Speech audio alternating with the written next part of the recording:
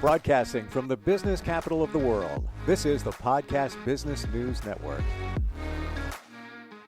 Always some fascinating stories come from this guy who is a noted architect in the New York City metro area.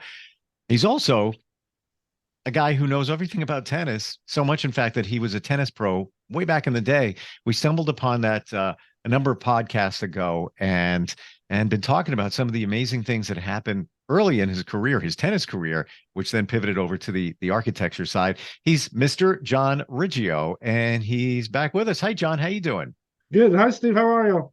I'm well. Yeah, last time we left off right around the records that you had, your tennis records back when you were in your 20s. Tell us about some of the comeback record. That was huge. Yes, the next record that I recall was, this is the number 6 ATP record, and I was able to obtain the record in the most comeback wins also. And this is when my opponent was able to win the first match of a set. I wouldn't just lose the set.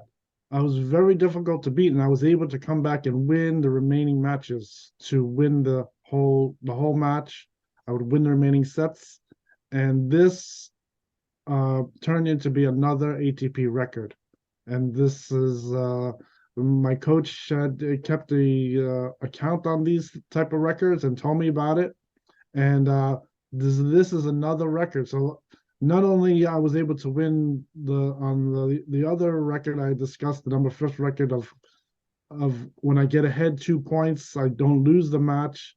And then this is when I would lose, say, the first match, I would still have the ability to come back and win the whole match anyway, winning the remaining sets. So that is my next record that I was able to achieve. And I was told this, usually I was told these records at the end of the season, after the season is over. And I wasn't really aware that this was even happening when I was playing tennis. I was just concentrating on my tennis game. But then I was able to achieve these different records. Amazing. And when did the comeback record, when did that take place? You were what about age? I was over 18, and it was about 1986. In fact, I probably have more records than just 10 records. I have one administrative record, so that would make it like 11. Then I have the penalty with the Japanese team is another world record. And I think I obtained some other records too when I was playing with the Japan team. But the records of playing like the most games in a short time is certainly a record. It was such a record that it was really considered an abuse. It was really that was a problem. And I think one lesson about playing pro tennis is they do have a set number of days and hours of playing pro tennis. Now, a lot of this type of pro tennis has to do with also being a young player, be in great shape playing. But the official number of days and hours you play are usually 3 days a week and a maximum of 5 hours of tennis playing. And that is when you are playing official tennis. Now, you can play after hours or on the side on your own, but that is sort of the pace of the number of matches and number of hours you're supposed to play. They don't want the players to get worn out or play too many hours. Many times I would play past those number of days and hours. When I was on court 33, I was always playing a certain number of days, and I would stay there more than 5 hours. And so I remember one player from Italy, Miss Raffaella Reggi. She was always seeing me play like more than the number of hours. She was always pointing that out to me that I was on the court so many hours, and she was able to see that. And so that is one player I made friends with. She was a friend of mine, and I used to talk to her. I think since she was from Italy, I helped her out play at some of the local courts that were safe to play at. I recommended some courts locations just to play for fun after hours and things like that. And but that is sort of what was going on with the number of hours of playing and things like that. Would there be times, and I get it, you had such a passion for tennis, still do. Were there times where you were playing and didn't even realize how much time went by? You're just doing your thing. You're playing, having a great time. It's like, oh my gosh, I've been playing for 7 hours. Did that happen? Yes, I think since I was young and able to play a lot of tennis, I was in great shape. I told you I had a physical examination with my sport doctor. I was the number one in his career of Hmm. playing in shape. And so even at the national tournament, instead of just playing one match on Saturday, I used to play two. So I would come home and I would tell my mother, I won two matches today. So I was able to really play more matches. And that went all the way to a maximum of playing like 7 matches when I played the Pacific and the Japanese team. In particular, I played like 7 matches in a day. I could win 7 matches in a day. Was really so it slowly increased from maybe playing one match in a day to I ended up playing so many extra matches. I could play maybe 7 matches in a day. And that would take like a Wow. whole afternoon, starting at 7:30 in the morning. And then I would leave when it's starting to get dark. It might be like 7:30 at night. So I was Mm. playing like a whole afternoon.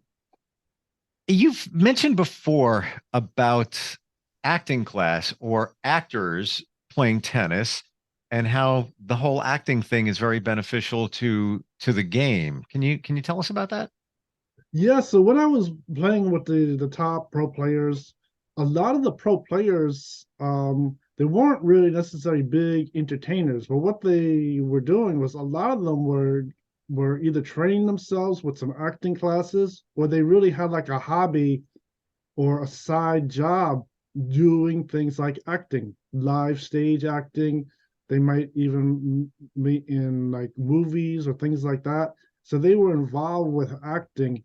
And from talking to different people, they were saying that could help because tennis, as you start to play and you're on television, it's a little more to entertaining. You have an entertainment contract, and so that gives you some help taking acting. And they were suggesting some things like that of acting class, and but some of them were more involved with taking acting as a hobby too. They did it as a side thing that they'd like to get involved with, and that is another thing that was happening with some tennis players. Hmm. Did you ever take any acting lessons, any classes? No, I didn't really bother with too much acting. Hmm. I just concentrated on my tennis playing, and I didn't really get into acting as a hobby or anything. Gotcha. Let's talk about the sponsors. The sponsors pretty much took care of everything when you were playing, right? You didn't even have to, there was no payment, entry fee, or anything for a match or a tournament. They took care of all of it. Yes, I think one thing about my tennis career that is really important to know is that my tennis career it wasn't really self-guided by myself. A lot of tennis players, they're told once they get going, they can go find a tournament, pay maybe $1,500 entrance fee, and then they could win the tournament. Hmm. But I think there's some serious problems with that. One of them is that those tournaments aren't based on the ATP tour, which is the major leagues of tennis. And so to play those is really just like in the wind. And personally, I don't think it has that much weight playing those kind of tournaments. There's no big money or anything involved, no big television, no ESPN or anything, world television. But a lot of people do. They even put those tournaments on their player card. Some Hmm. players, so if you read a player's card, some of the tournaments they really just went, paid the fee, and they won the tournament themselves, and then they put it on their card. But that is like a different style of playing. I wasn't playing like that. When my playing was going, I had sponsors that were running all my matches, running the ATP, keeping me in the ATP tour, playing a lot of matches with other players, moving up in rank, and that is how I always played. So I never played where I went and paid a entrance fee of say $1,500 and then gave it a try to win. I really would never played like that. And I think looking back at it, it wasn't wrong because I could see all kinds of problems could start to happen that you're playing without permission, things like that. If you are playing on your own and somehow if you do not have a active contract with the ATP, you can get fined $300,000. That Wow. is They have all kinds of things like that. So playing in there, they're taking all your chances. So when I was playing, they were playing very strict. And I think I had said before that if for instance my my tennis ATP ranking needed to go to court, that it had to stop for a minute, I'd have to hand in all my sponsors advertising and just walk away from the court and not play at all. And it was very serious because this is a very serious pro sport business. If I was to play after the point that the ATP said I cannot play without getting further approval, they can get fined. My sponsors get fined. The fine can come out to $300,000 or more. It's very serious business. Can So you just, we've talked ATP and some of the other tennis leagues. Can you give us the bigger ones that either you played in or just in the world of tennis? So what are the other ones? We have the ATP and the differences between them. What's another tennis league that's big? well, the ATP is the biggest league. That is the Okay. major leagues. The minor leagues is the ITF. Okay. Yep. You And mentioned that before. so when I was young, I played right past the ITF. My playing was good enough. I didn't have to play any ITF. I went right past the ITF and played the ATP. I think over the years, knowing players, some ATP players do play the ITF on their own anyway. They're able to do it. They know about all the different tournaments they have in ITF, and some of them do play. So that's like playing majors and minors at the same time. Some people do that, but I never did. I only played the top league. The other leagues other than ATP and ITF are really the USTA, which is like a club league. Mm. It's everyday club league. Anyone could join, and they usually you can find your level and play tournaments. You can start off at level one and play tournaments at level one. So that is really the only leagues they have. They also But have independent tennis. Any club or a group of tennis players they could put together a tournament anywhere. It doesn't even have to be part of any of the leagues. They could have their own club tournament, and they could play a tournament. They could get any kind of people to play and have a prize of playing and things like that. Of course, it isn't considered pro tennis, so there isn't any official money generated, and that's all it is. So that would be considered like club level tennis. when we look at Wimbledon, let's say Wimbledon, what is that connected to? Is that ATP or that's completely different? It is ATP tennis, yes. Okay, gotcha. Wow. In fact, the London Queens I was talking about is really a higher level match, more like American Airlines match, or hmm. Roland Garros or Manhattan Open, things like that. What about like the US Open? Same ATP? It is the ATP, yes. Got it. Okay. Yeah, just get a better understanding of I thought there were more larger leagues, but ATP is really the top.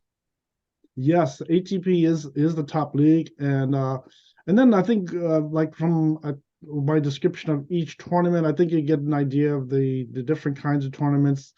Some tournaments are really the highest level playing, they're generating a lot of money, and some tournaments, even though they might not be the the main line of tennis playing, a lot of them do get attention. There are different tournaments that do get a lot of attention Mm. and things like that. But a lot of my tennis playing was based off my sponsors. If they told me to play anywhere, I can just go there and play. I did play on different locations outside of my own tennis center for a while. I think I discussed that, Mm. and so I can go and play anywhere, and if they told me to play at a certain location, I can go and play there. It doesn't bother me at all. So that's really one part of my career was just based on playing the tournaments that they had available for me, and the tournaments were really the highest level. They were really generating the most money. It was very serious pro tennis. When you look back at those years when you were 18, 19, in your low 20s, if you could, and I always say everything's a learning experience. It's part of life. You should never look back and say, I should have this, I should have that. But if you could have changed something within your tennis career early there, what would you have done? if you look back, it's like, I probably should have maybe went in that direction or in that direction. Anything stand out in your mind? Um, no, I don't think there's too many things I could really have adjusted in my tennis career. Hmm. Uh, there's I think there's all kinds of different things. I think I had the big advantage of holding my own court, but I think a lot of times it always came to maybe playing in other locations, moving to other locations. Some people take the chances, they move to another country for a little while and see if that helps the career out and things like that. And so that there's things like that. Hmm. Would have been any matches that you look back and say, yeah, I should have played in that one? But I think one thing about my career, I think a lot of it also was growing and learning and moving up to such a high level. My contract level went all the way up to $100 million. But I think a lot of times, I think with those different things, was able to put together all the different people to get the most out of the tennis playing, like things like promoters, and agents, things like that, to play the tennis. And I think having everyone together to move forward like that would work better. It was taking me some time to get all the different people to really help with my career and really move up in tennis. And then we were doing all kinds of things. I think like even like the TV station starting off with Channel 2 Sports, Hmm. and then eventually moving up to international television, ESPN television, things like that. So that is some of the things that we I was moving up through. For a while, there was some promoters that were involved in my tennis. At Sutton Each, there was a promoter that they did have working on my tennis for a while. And I think one interesting thing about the promoter was they got into this game of putting words into like sport advertisements, sport newspapers, things like that, and they were communicating back and forth with other sport Hmm. players. But in fact, I wasn't the one really directly doing this. That was happening through a promoter. So that is one interesting thing that was also taking place. Why don't we talk about, because I don't think we really went down this road. Um, Injuries. How about injuries over the years while you were playing tennis? Did you have any serious injuries, any reoccurring, any issues along the way? Well, I think when I was younger, I started off getting the basic injuries like twisting my ankles, tennis elbow, hitting the racket onto my knee, all kinds of things like that. And with those injuries, I was able to heal from all those injuries. They turned out to be like learning in this injuries. Whenever I made those injuries, I went to my doctor. I was able to get the information of what the injury was, what they were all about. So, Hmm. say if I twisted my ankles, the answer was to put ace bandages on my ankles and really learn not to hurt my ankles anymore. And that is really was the best way to solve my problems. Was also if I was to get an injury, was to rest my injury and let it heal naturally was really the best way to do it. And so I learned from all those different things. And like all the even like the small things, like if you start to get a muscle pull in your legs, you're feeling it. Usually, if you just drank some water, was the easiest Hmm. cure for that problem. And then I wouldn't get a muscle pull. So there was all those little things, really knowing your body that you're not going to get injuries, and that helped me. And I was becoming like injury free. I In the end, I did not have any real injuries playing all those games, even with Japan and the Pacific. I did not really have any new injuries. I was Hmm. able to keep where I did not have any more problems like that. Was there any point where you were sidelined for a period of time due to like a major injury, or is just those little nagging ones occasionally popping up? Yeah, every once in a while, if I had an injury, the idea was not to ruin my tennis game and things like that. But I wasn't really delayed uh, in my tennis career from any injuries. Hmm. Some players did have much worse injuries and could stop their career, but my injuries weren't that bad. I was able to recover from them, And I also was able to adjust my game so I wouldn't get the same injury over again. Like, especially like things like hitting the racket on my kneecap was really a problem. That was I was able to uh, figure out how not to hurt my kneecap anymore, and from there it was much improved. That was becoming a problem. I know you had a number of sponsors over the years. Who was your best sponsor? I think I was playing the best sponsor was really let's see well, I don't want to say because each sponsor was really at a different level. Okay. Somewhere I'm just starting off, just as like a preteen playing tennis, and like a lot of things I couldn't just rush in to just start to play tennis everywhere and win the big tournaments. It took a while to really build up. Um, I think at one point, we're starting off the first initial sponsor, I think, with Patrick Mulrooney and the pro shop was obviously really the biggest and best opportunity because that was really gave me a whole future of playing pro tennis. If I did not get picked up by that pro shop, I don't know if I was ever going to make it into pro tennis because that Wow. set the stage for me to really get into pro tennis.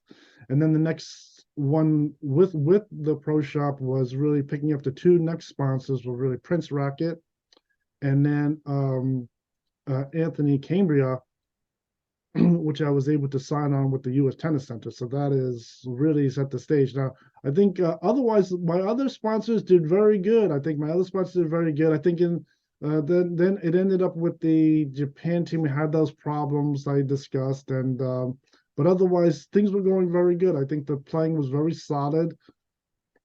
There was all those problems. And I think with Japan, what happened was I was talking to them that they needed to get someone higher in their organization to make the matches. And they eventually sort of got a little frustrated and they just gave me the phone number to their corporate offices, the Hmm. Mitsubishi offices, and I called them myself. So I gave them my one-time call to see if I can stimulate something there. And I think I talked to their office and gave them my request to have someone higher in the organization run this whole thing. And I told them because I called around to the coaches here in the US and they're telling me the same thing that their organization was not really high enough. I think I described before that a lot of tennis playing is really watched by royals in Europe. So that's really the whole thing with the tennis is really going high up in the hierarchy. And so when it came to tennis, I told the Mitsubishi Corporation I requested that they can get some people to run the matches that the coaches were not successful in getting the Yeah. ATP matches going.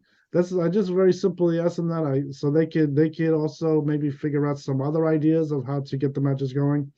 But in fact, their corporation really didn't take to that idea. I think that's the one key compared to all the other sponsors I had that when I gave them input about what's going on with tennis and how to get the ATP tennis tournaments going, they all listened to me and were very successful. But the Mitsubishi, when I called them, they really didn't take to that idea. They had their own set ideas. And I think when I called the sponsors, they usually had an office of at least 3 tennis administrators there. When I talked to them, I would talk to them. Maybe it was like on a conference call over there because I could hear them talking. And but they weren't really understanding what was happening there. I got to tell you, John, I love the background of this and the stories. It's almost like watching a production on stage, and we're moving the curtain to see what's going on behind the stage. So like all the insight is fantastic. We're just about out of time. I want everybody to know that they can find you at John Riggio. That's John Riggio.com, the website for architecture, and just an amazing tennis career and lots more stories to uncover. John, I appreciate it. Thanks for being here today. You're welcome, Lisa. We'll be right back. Are you looking for even more of the podcasts and hosts that you love? The Podcast Business News Network is proud to announce that you now have even more ways to listen live. Check out the MyTuner Radio, online radio box, and Simple Radio apps on iOS and Android, or find us online. Search for Business News Network on mytuner-radio.com or search Podcast Business News Network on streama.com and onlineradiobox.com/US. Take your podcast on the go and don't miss a minute of the action.